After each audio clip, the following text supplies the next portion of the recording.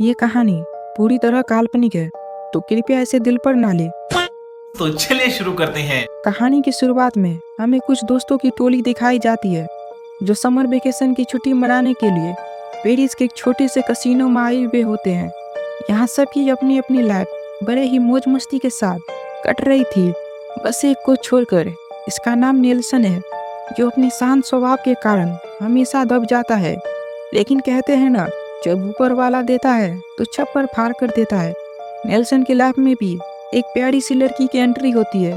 उसके बाद और क्या, हमारा नेल्सन भैया बैठ जाते हैं प्यार की नाव में। वे लोग बातों ही बातों में उस जगह पहुंच जाते हैं जहां एक श्रापित तलवार रखी हुई होती है, जिसके बारे में कहा जाता था अगर कोई इस तलवार को जमीन में काटता है तो वो एक ऐसी असीम शक्ति को आजाद करेगा जो पूरी दुनिया में तबाही ला देगी। यह सब बात उनके दोस्तों को हजम नहीं होती, इसीलिए वे इस तलवार को आजमाने के बारे में सोचते हैं। मैक्स ने गार्ड का ध्यान भटकाया और उस तलवार को लेकर रिजॉर्ट के बाहर आ जाते हैं, उसे परखने के लिए कि तलवार को जमीन में गाड़ देते हैं। लेकिन इससे कुछ नहीं होता। अब ये तलवार को रखने के लिए जमीन से बाहर निकालते हैं, लेकिन ऐसा वो नहीं कर पाते। आखिर में वे उस तलवार को वहीं छोड़ चले जाते हैं। तभी दिखाया जाता है प्रकृति ने एक अलग रूप धारण कर लिया, जो था विनाश का। अब यहाँ से शुरू होता है मौत का तांडव। अपनी मौत से अनजान सभी लोग रिजॉर्ट में मौज मस्ती कर रहे होते हैं। जल्दी उन लोगों को इस विनाश का छोटा सा झटका महसूस होता है। नेल्सन को कुछ घबराहट होती है। ओलेन की आवाज सुन वो उसके पीछे भागता है, लेकिन बहुत देर हो चुकी थी। ओलेन उस विनाश की चपेट में आ जाती है। नेल्सन बेचारा अब पूरा टूट जाता है। अब ये भी प्यार मिला, वो भी बिछड़ गया। अचानक नेल्सन की मोबाइल बजती है। उधर होती है ओलेन, जो कहती है मैं ठीक हूँ, तुम जल्दी कैक्टस लैंड आ जाओ। नेल्सन अब सभी को अपने साथ चलने को कहता है, लेकिन उसका एक साथी जाने से मना कर देता। जैसे ही नेल्सन उस रिजॉर्ट से बाहर निकलता है, वो रिजॉर्ट उस विनाश की चपेट में विस्फोट कर जाता है, जिसके कारण उसका सभी साथी मारे जाते हैं। इधर ओलेन को दिखाया जाता है जो बाघ का शिकार बनने वाली होती है, लेकिन ये क्या, अचानक वो शिकारी बन जाती है। ये सब क्या देखना पड़ रहा है? अच्छा है मैं अंधा हूँ। इधर उस विनाश की चपेट में सब लोग धीरे धीरे मारे जाते हैं। लोगों में अब डर का माहौल बन जाता है। सब अपने आप को संभालते हुए कैक्टस लैंड पहुंचते हैं, जहां ओलेन सभी को मिल जाती है।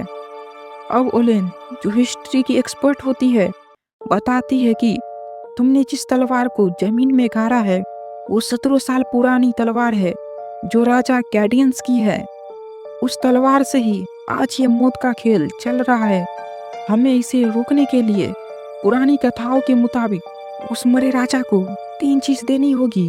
पहला, सबसे बड़ा सोना का टुकड़ा। दूसरा, उसका प्राचीन पोर्ट। और तीसरा, उसका भयानक पालतू जानवर, जो बहुत ही खतरनाक हो सकता है। यह सब सुन वे लोग अपने मिशन पर निकल जाते हैं, जहां सबसे पहले वो गोल्डन पीस के पास जाते हैं, जहां उसकी दोस्त की एक गलती ने उस गोल्डन पीस की बैंड बजा देती है। नेल्सन उसमें से एक बड़ा टुकड़ा को अपने पास रख लेता है। अब सभी को लगने लगा कि हम सब मारे जाएंगे।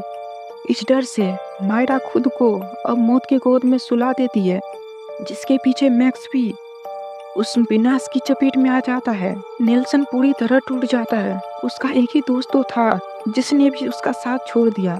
अपने आप को संभालते हुए वो प्राचीन पोर्ट के पास जाता है। उसे प्राचीन पोर्ट तो मिल जाता है, लेकिन गाइडेंस का पेट उसे भी मार देता है। ओल्ड मैन जैसे तैसे कर उस पेट को अपने बैग में कैद कर लेता है। उन तीनों सामानों को तलवार के सामने रख दिया जाता है। तभी एक करिश्मा होता है। उस सभी चीज उस तलवार में समा जाती है।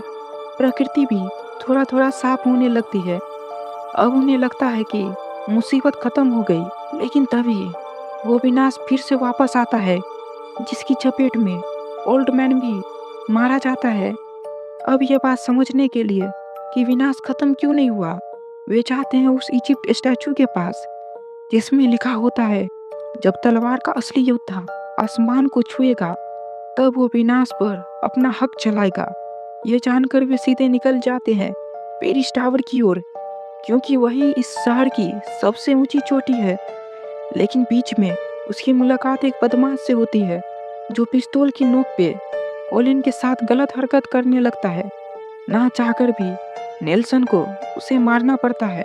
अब वे सीधे पेरिस टावर की ओर निकल जाते हैं, लेकिन वहाँ विनाश पहले से ही उसका इंतजार कर रहा होता है।